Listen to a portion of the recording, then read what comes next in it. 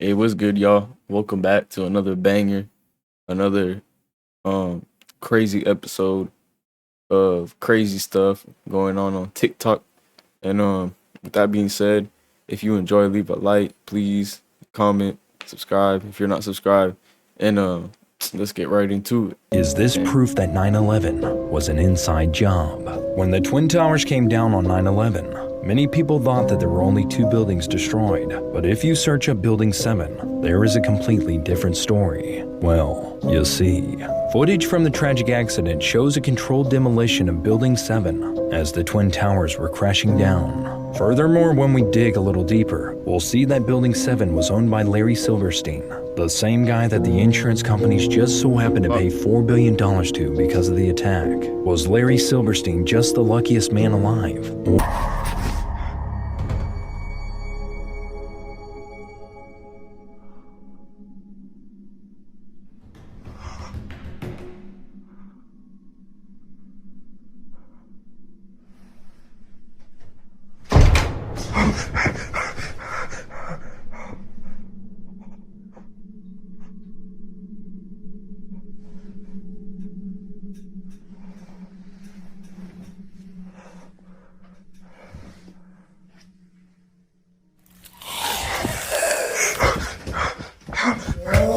This photo is terrifying, but not for the reason you think. Sure, it does look like Abraham Lincoln is giving his wife a back massage from the afterlife, and that is spooky. But this woman here, Mary Todd Lincoln, was into some really witchy stuff and is the reason that the White House is haunted. Let me explain. And before we dive in, tonight's episode is all about hauntings of the White House, so you don't want to miss it. So when the Lincolns were in the White House, their youngest son, Willie, died of typhoid fever. He was only 11 when he died, and Mary, who was already suffering from mental health issues, was inconsolable when he died. And in her grief and desperation, she started holding seances in the White House. At first, they were harmless. She would just conjure the ghost of Willie, whose ghost actually still haunts the White House today. But then they started getting out of control.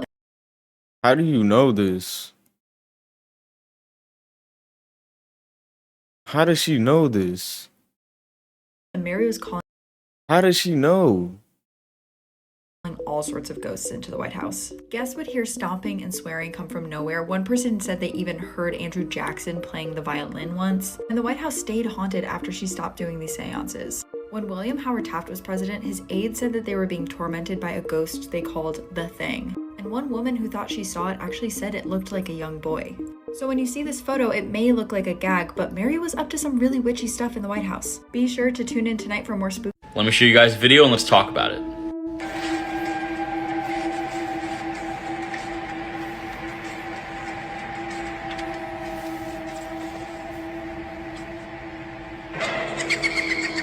So obviously that video is some sort of render in a lady in a white dress. But I want to talk about the fact that this lady in the white dress and the black hair over her face is so popular among ghost stories.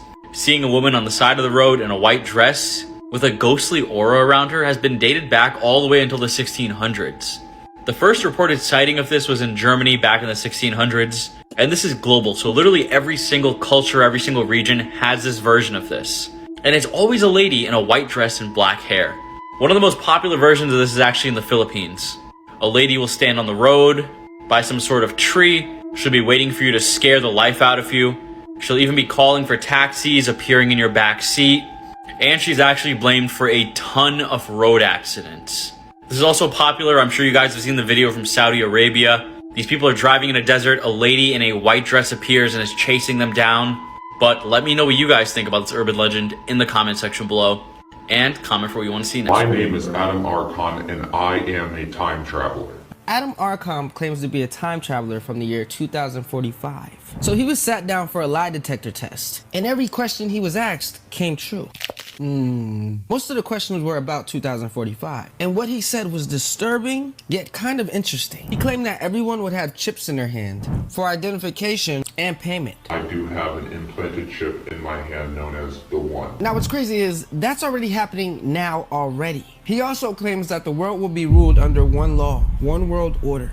In 2030, all of the world's countries converge into one supernation. And that in his time, they successfully cloned and regenerated dinosaurs and have dinosaur zoos. This is interesting because already right now, they are starting the process of bringing back.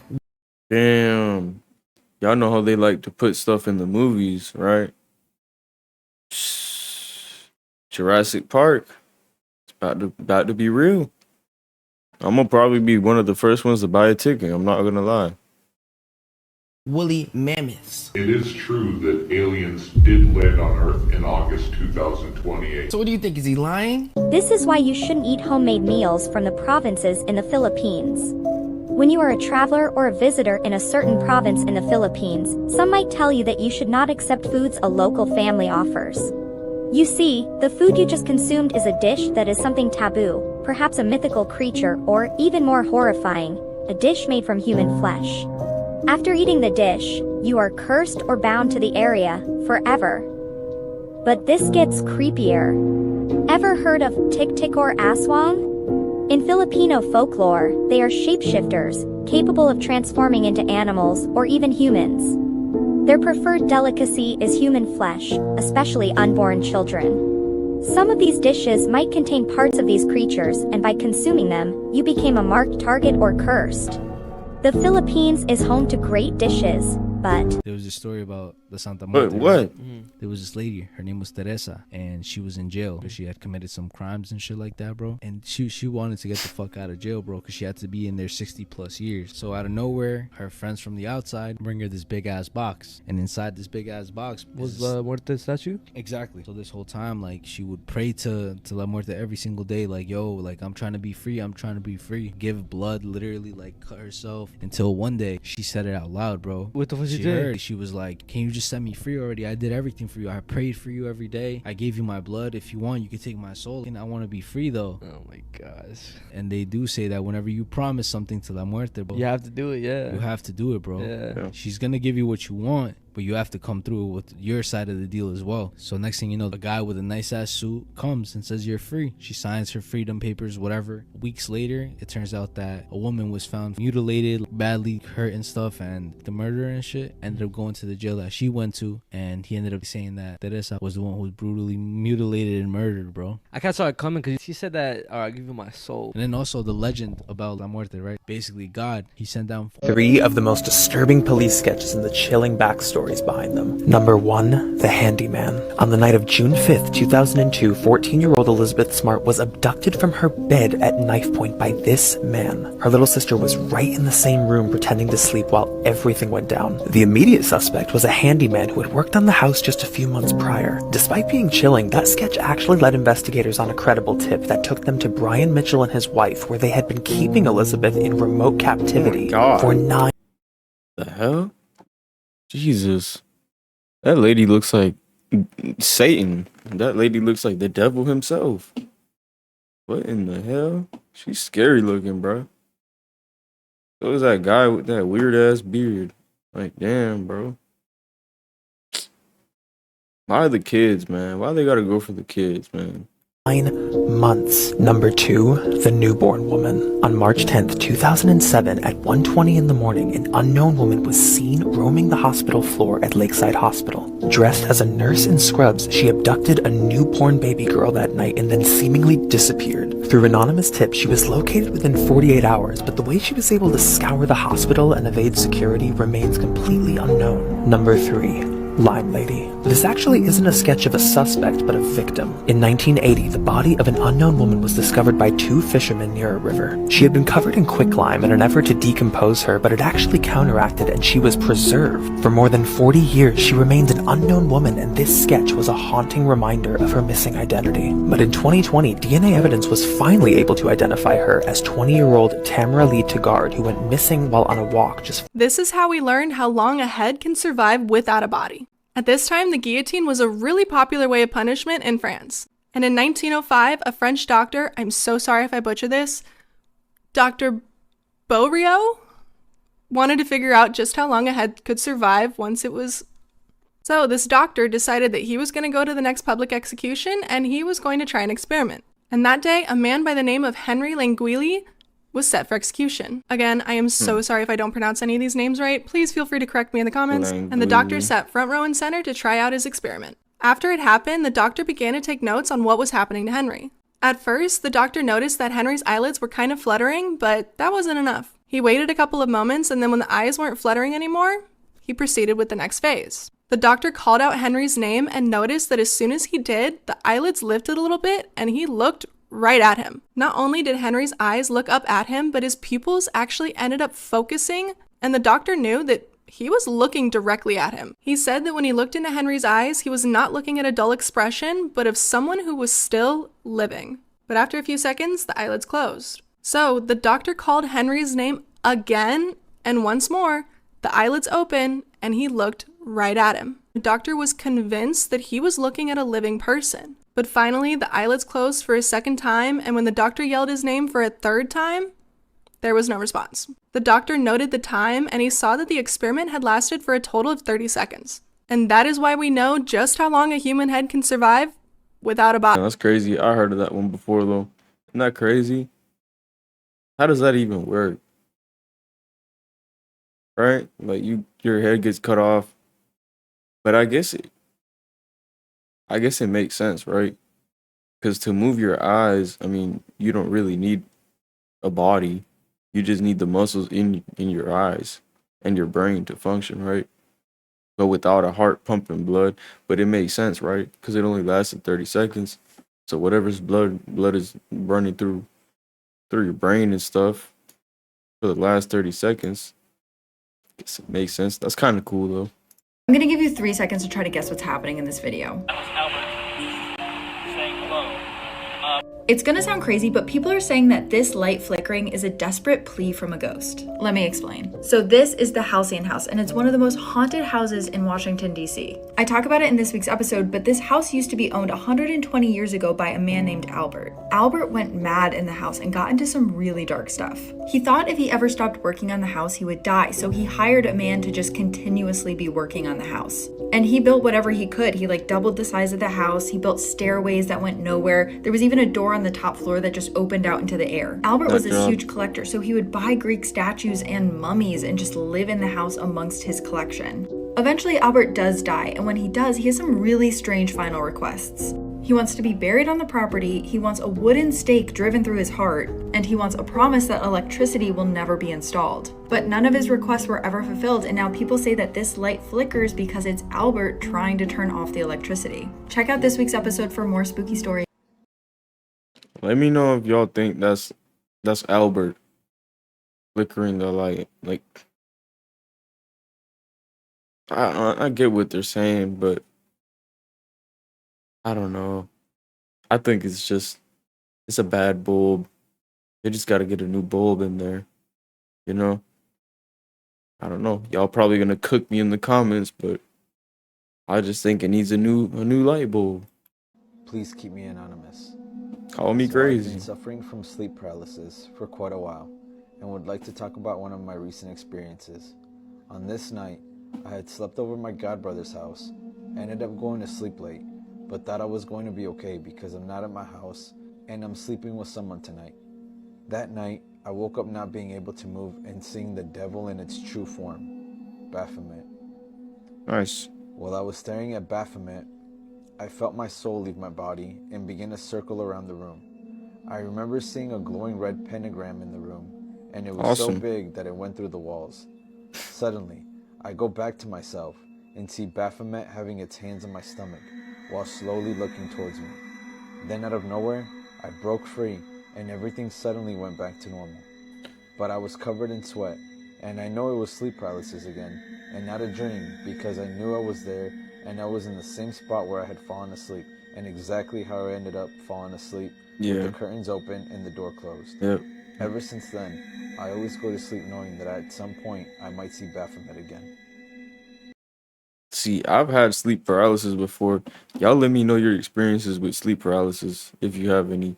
Me, it was a while ago.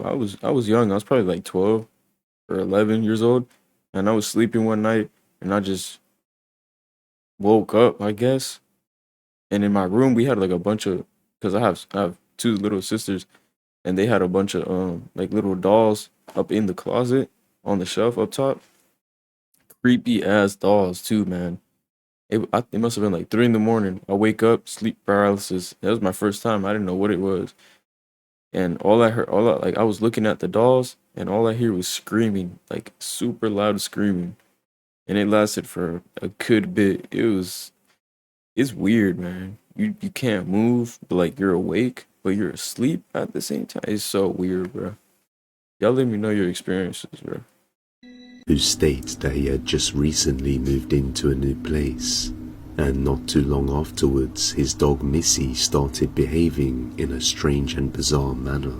She would often stare down the dark hallway with her hair raising and standing up on her back, while barking and occasionally taking a sudden step back in fear of something unseen.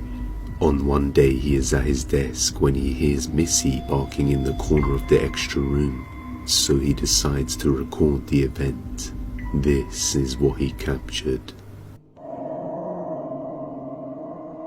Missy.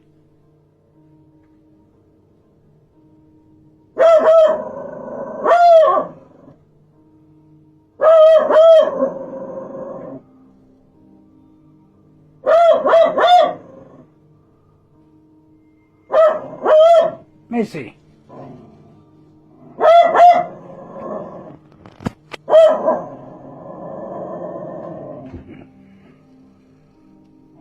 Missy.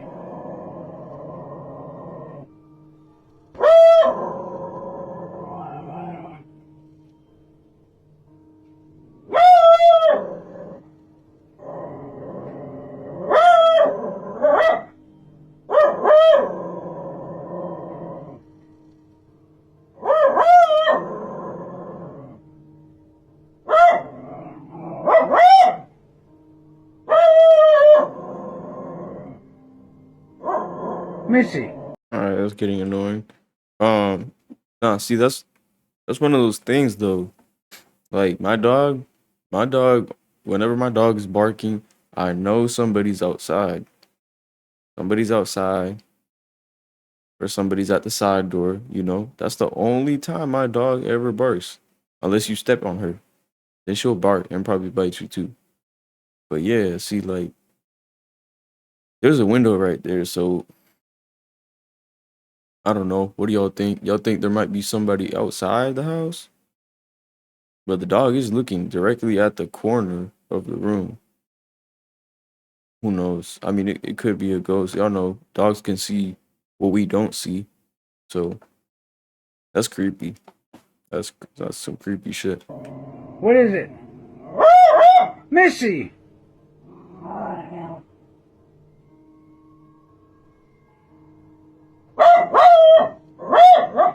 Get it. What is it? Get it.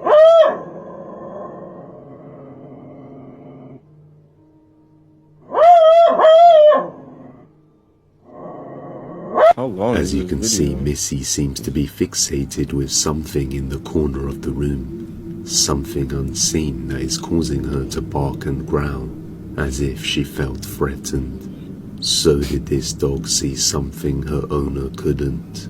A similar video was uploaded to the YouTube channel Not Your Average Wife.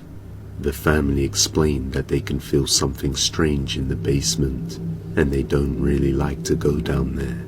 But what makes this all the more creepy is that their German Shepherd dog seems to share the same thoughts in refusing to go down the stairs to the basement.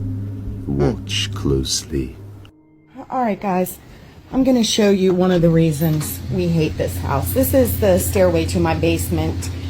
And this is our beautiful German Shepherd, Catherine. She refuses to come down these stairs. Catherine, come on, baby. Come on, pretty. Come on, baby. Come on. Come on, Catherine. Come on, baby. Come on, Catherine. No, she won't do it. Damn, let me just say this though. Those are some really smart. That's probably one of the smartest dogs you can get. That's one of the smartest dogs there is.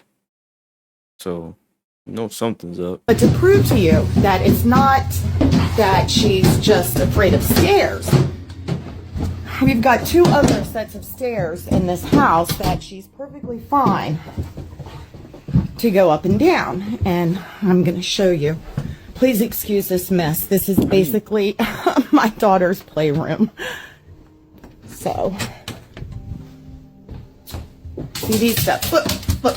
I don't even have to tell her to go up them. Come on, Catherine. Come on. She's not afraid of stairs, guys. She's just afraid of the basement stairs. The dog seems to be completely frightened to even go through the doorway, let alone go down the stairs to the basement. So perhaps she can sense something down there that remains unseen. She doesn't even want to risk it, bruh. She said, hell no, I'm not going down there. I'm good. I'm straight. No. With their friends, they were all older than me, were having a sleepover. It started getting really boring, so we decided to think of stuff we could do. We came up with this one plan to go to the cerro, off-road areas, in the middle of the night, and we all agreed to that. We drove there and parked the truck, and we started walking into the dark cerro with no light.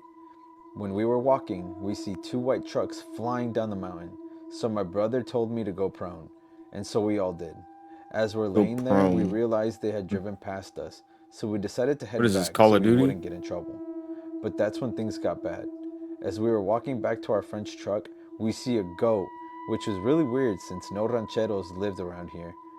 I asked my brother if he saw the goat, and he said that's just a normal goat, and as we got closer, the goat got on 2 legs and started to chase us. It was tall, with red eyes, and was walking on 2 legs. Thank God we got back safely. Proof?